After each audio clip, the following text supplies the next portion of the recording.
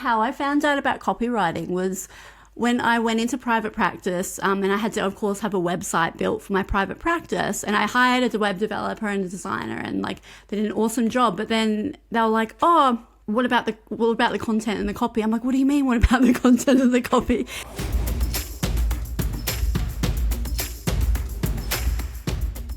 Hello, you guys. Welcome back to episode 168. Question for you. What do you get if you cross a psychologist with a copywriter? Aha. Our next guest is just that. Caitlin is a clinical psychologist turned copywriter and brand strategist at her business, Bell Copy Co. Straight away, she was talking to me and she's like, "Oh yeah, it's a weird combo, isn't it?" And I'm thinking, absolutely not. It makes perfect sense to me because you get a deep understanding of human beings with psychology, right? And understand how we operate. And then it would make natural sense that you could talk at such a deeper level in your copy, right? So she helps clinicians turned creative entrepreneurs write words for their business. And we talk a lot about AI. And what does that mean? Not only for copywriting, but also psychology too. Because I don't know about you guys, have you ever gone on to ChatGPT as your therapist?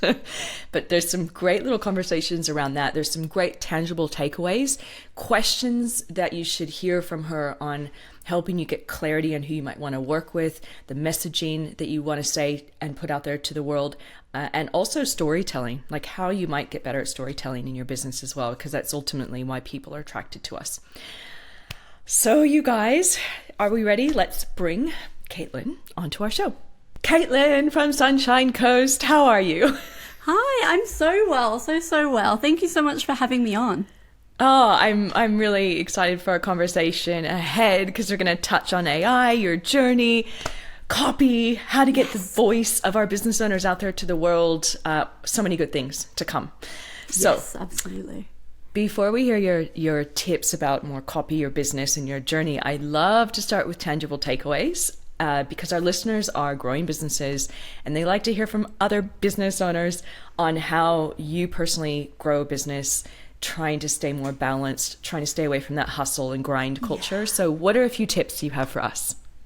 Yeah, I love this question because like so many things come to mind, but I guess the first things that the first few things that come to mind are definitely like, and maybe this is because I'm like thinking with my psychologist hat on. So like trying to set up your business in a way that works for you. So like working out like what you want, like how you want to work, like what that looks like, and then actually doing it. Because I know that like when I first got into business, for sure, there's so much advice out there about like, you know, you should be waking up at this time, like you can only work in an office, like, I don't know, something about like I probably ice baths or something like that. Yes, and I'm like, yes. And I was doing a lot of things, and I was even in at one stage like a business group coaching program.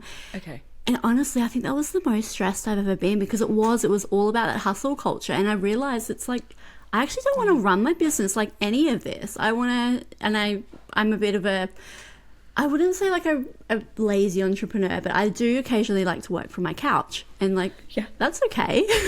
Yeah. And so I really think like you can work how you want to work. And so starting off by, figuring out what that looks like for you. I think that's probably... I like also what you said about, and then actually doing it. Yeah. I mean, It's a whole other set of challenges, isn't it? Because once you get an idea, you can be constantly pulled like in different directions, right? With shiny object syndrome and taking advice from other people because you just think you should. So how have you stayed like confident in your path on what your decisions have been? What are some like things that you do personally to stay on track? Yeah, that's such a good question. What do I do? I think it helps in terms of like I'm very like compassionate with myself. Like if I'm having a rough week or if I'm like planned all this stuff and it didn't go ahead, I really try and steer clear of berating myself or being like, you just work harder, you've got to work doubly next time or something like that. I do try to be quite compassionate with myself. So I think that like starting off from that place really helps, like being like mindful of that. But then also getting help, like I've started, like I've got a VA of two VAs actually who help me with my work, which has been like phenomenal. Like it's been so good. So I really like, if you can outsource stuff or get help, like I 100% would recommend that. Like just because you can do it doesn't mean you should. Like just because I can, you know, kind of publish my social media content, I know how to do that, all of that, like it doesn't mean that I have to do that. So I think that's been something that's been really, really beneficial as well. That's a common theme with everyone I talk to is stop doing everything yourself. That's so interesting. Yeah. Yeah. But then also like having the permission, like it's okay to get other people. Let go. Do And things. do that.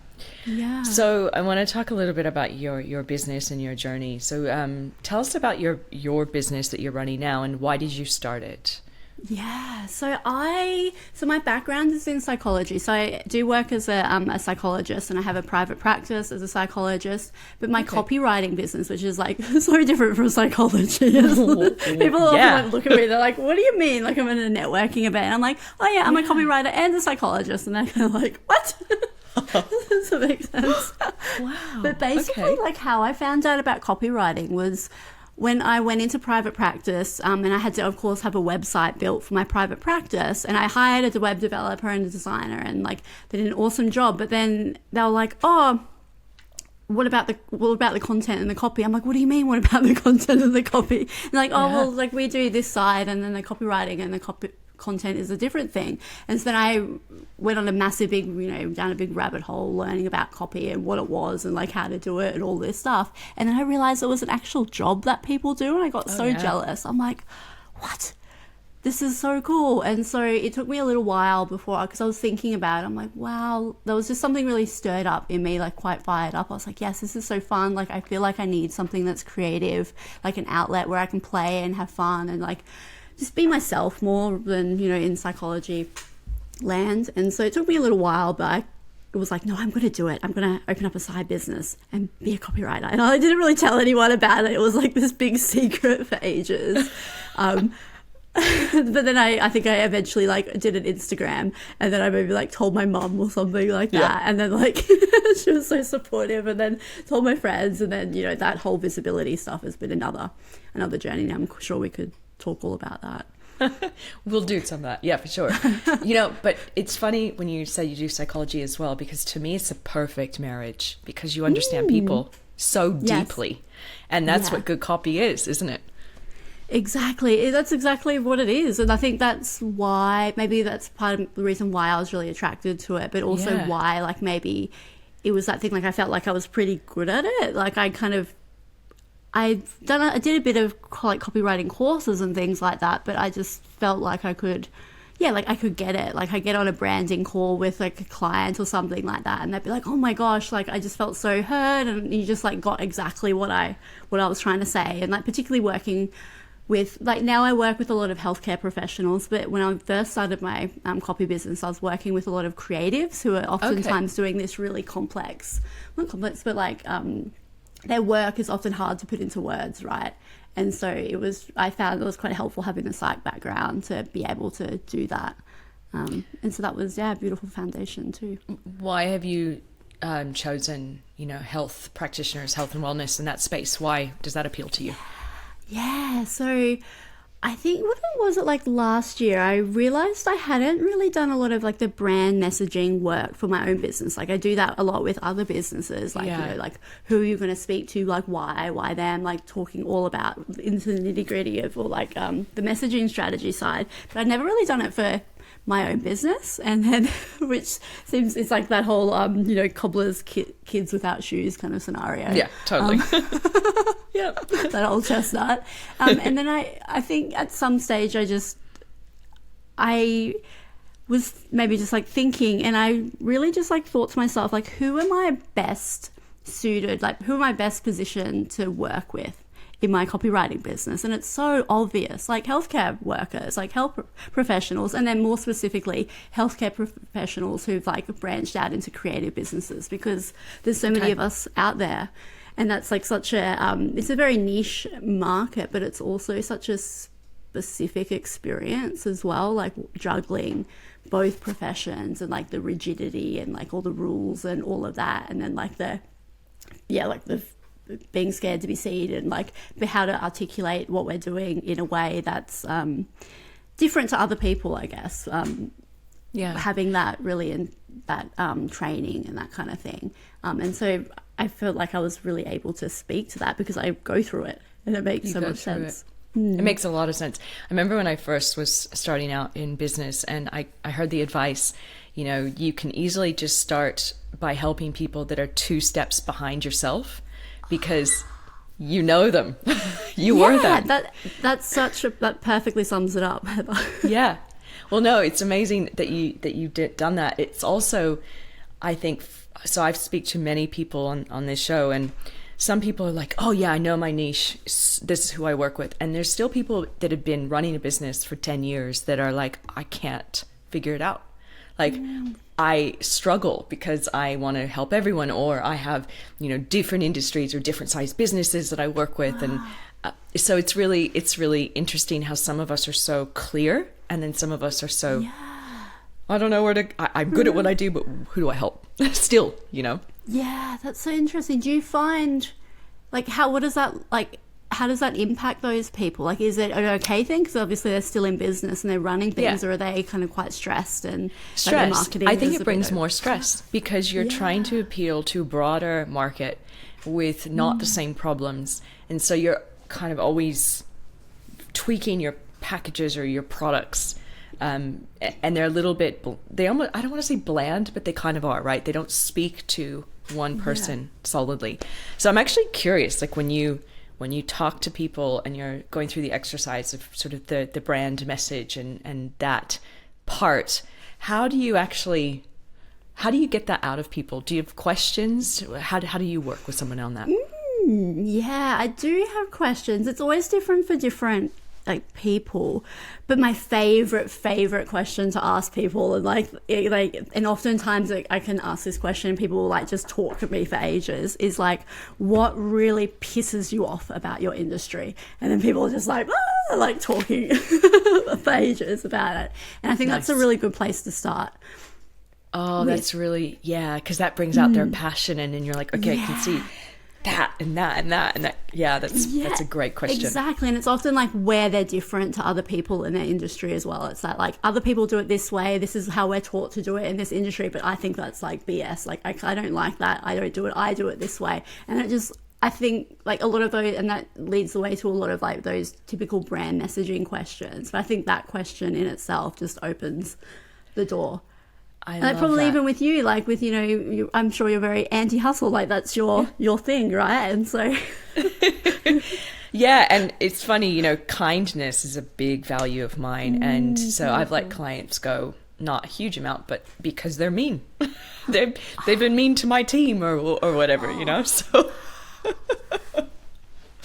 I think values also is a big part of that, not only sort of the niche and the demographics and all that, but how is that person actually wired? Do they align with you, and do you enjoy working with them? Exactly. Yeah, it comes back to exactly like that. Do you enjoy it? Is it enjoy it fun? So interestingly, you're in a really interesting spot, because actually with the 2 things that you do right now, because with Psych, I know more and more people are using ChatGPT to ask it personal questions. It's like becoming a coach, and then you also have copywriting over there. I'm really interested to hear what you have to think about the impact of AI on both sides of what you're doing. It's that's the thing, right? I didn't realize people were doing that to art, as a step-in therapist with ChatGPT. I'm wow, I didn't, because to me, I think maybe it's also the type of therapy I do, it's called psychodynamic therapy, so it's all about the relationship, and it's quite deep work, and it's not about skills or tools or strategies or things like that. Okay. And so I was kind of quite surprised, because I'm thinking, but if the whole therapy that I do is anyway, it definitely blew my mind. But I think for some things it's probably pretty good, if you've got a really a problem that needs a solution or something like that, or working out options or that kind of thing. I feel it's quite good at that, but more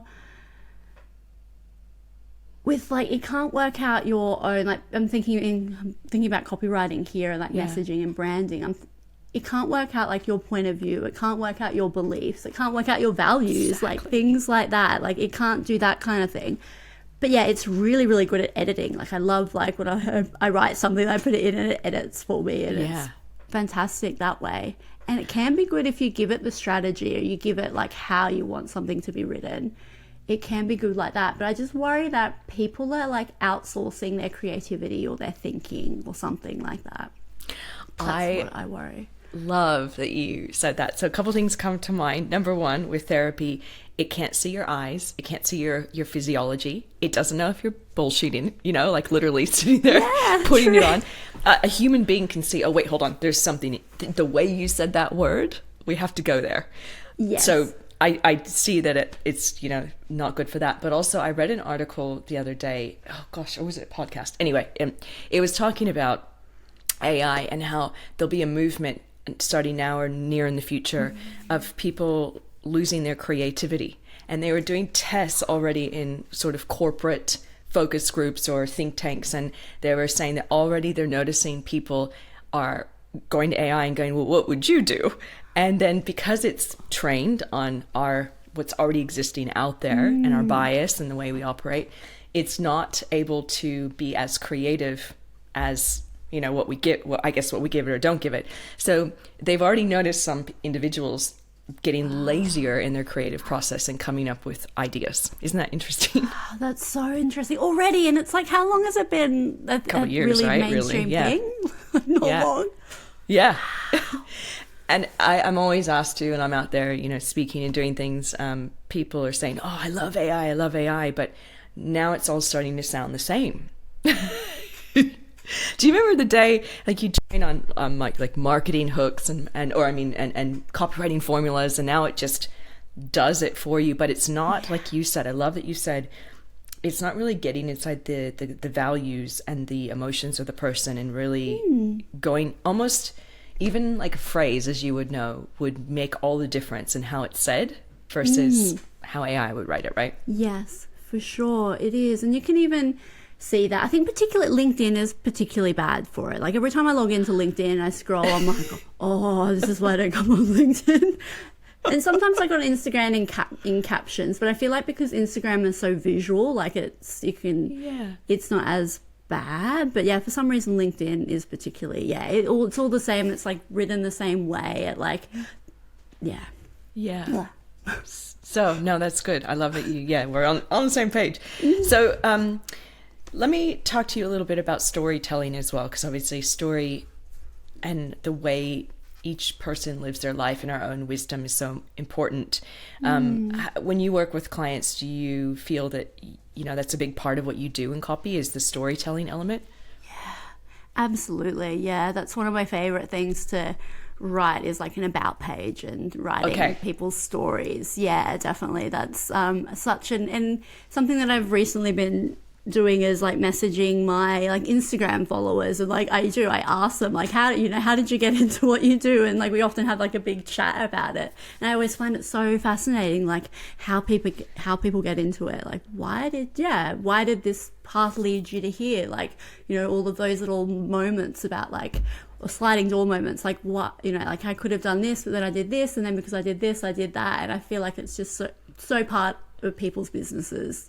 It's so like ingrained in it, and so I love finding that and then putting that on a web page for sure. Do you have any tips for people that want to be better at telling a story, like the origin story of their business, or just why they do what they do? Do you have any tips on where somebody might start to get better with their story? Yeah, that's such a good question. What would I think? Like might be like starting with like micro stories probably would be an easier. I feel like micro stories are quite a good thing to do, rather than like thinking about like I'm going to tell this like big like exactly like epic origin story, like the hero's journey, that kind of thing. Maybe starting off small, like throughout my day, like I don't know what, I'm trying to think of something off the top of my head. So every week on I've decided with my like Instagram content, I write a mini like personal essay, like a little story, and it's basically just a little something that I've noticed during the week. Like the other day, I did one about my dog Heidi. She takes her time when she's walking, and she sniffs like every blade of grass, like it's she's reading the newspaper or something like that. And then I think about like, how does that link to my business? Like that little tiny micro story, it's like 10-second snippet of my day, but like, then how does that link to business? And it's like, well, in business, I'm often so can be really busy and like rushing out through my day. And so I wish I was a little bit more like Heidi and like linking it that way. And that's a story, and it's got that bridge to my business as well. And so I think any business can do that with their storytelling. Like, That is such a good tip, Caitlin. Thank you for sharing that. That really breaks it down into a very easy way of understanding it, and even just a moment in your day to start to maybe be more present and focus on what's going on around you, and be able to, like you said, really take it in and share that, because those are the things I know personally I look at, is those personal moments that people share. They're everything. Yeah, definitely. Yeah. And then I think it's a good like practice to start with that. But then if you're wanting to think about more of like a brand story, then it's like maybe documenting all your milestones, or like the really big moments in your business, and like thinking about like what you were experiencing at that moment. Like, what was the emotion? Like, was it really terrifying? Was it like exciting? Like all of that. And then like thinking about how you would, like, it's like the old like show don't tell kind of advice as well, I think plays into it. Yeah, some really good little points in there. I love that. Thank you. I want to turn it back to your business, and think back to a year ago. So it would have been cold in here in Australia in July, and a year ago from then until now, what do you think is something you've done exceptionally well in your business? I think, I probably like letting go a little bit, actually, now that you ask it that way. Like, I think before I was involved too much in every little tiny thing that I did in my business, and now I'm like trying to like I said, getting more help, and like I've hired a great BA and all of that, and just trying not to be so controlling about how things are run. If that makes like sense, like thinking about more of this, like the higher level strategy involved in like how I run my business, rather than like the nitty details. And I feel like that's allowed me to have more space to be able to be more creative as well, because I'm not thinking about like how to get this thing done. It's like more like I have this idea, and someone else can like help me implement it. And I feel like that's allowed me to have more fun as well. I like it. Okay, same you a year ago. What would you tell yourself to do differently for the year ahead? Yeah. Probably, like this isn't really related to the first thing at all, but like probably lean into community a bit, because I do know like last year I was feeling quite isolated in my business. And I do wish I had lent into, community more, because I am a part of quite a few amazing like marketing groups and things like that. But I think I was just, because I was living like quite in far North Queensland, I felt quite like isolated as well. And I was just kind of like bunkered down in my copy studio, and didn't really socialize a lot.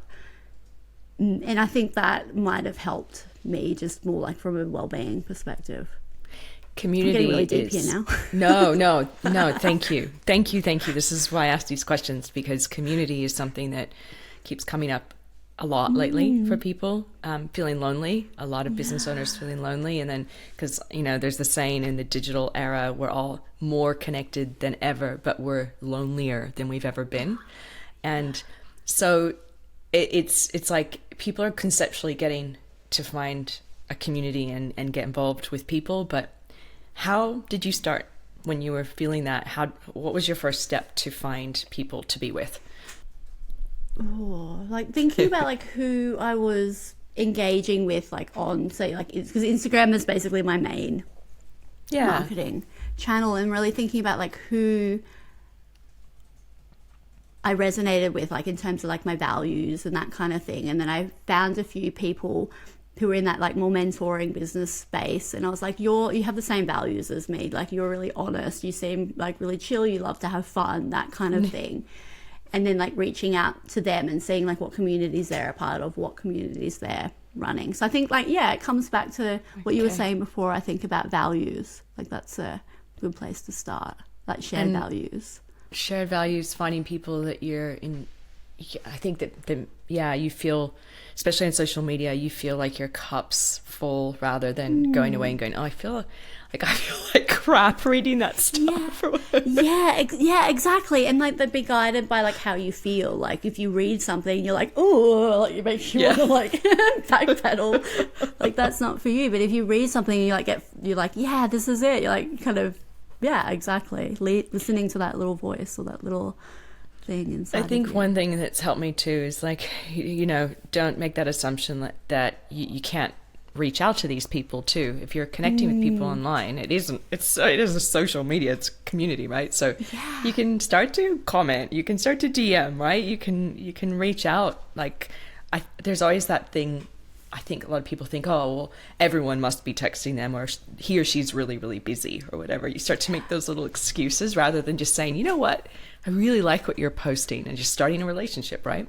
Yeah, definitely. That's it. And we probably like forget that a lot of us are probably lonely. Like, it doesn't matter. You might have a million followers, but you could be super lonely. Like, you might even be more lonely because you have so many people around you rather than like the smaller like quality over quantity. It's so true. Yeah. And I hear it a lot from people. So, yeah. So thank you for going on that little tangent, a little ride with me. I love it. Thank you for going with me.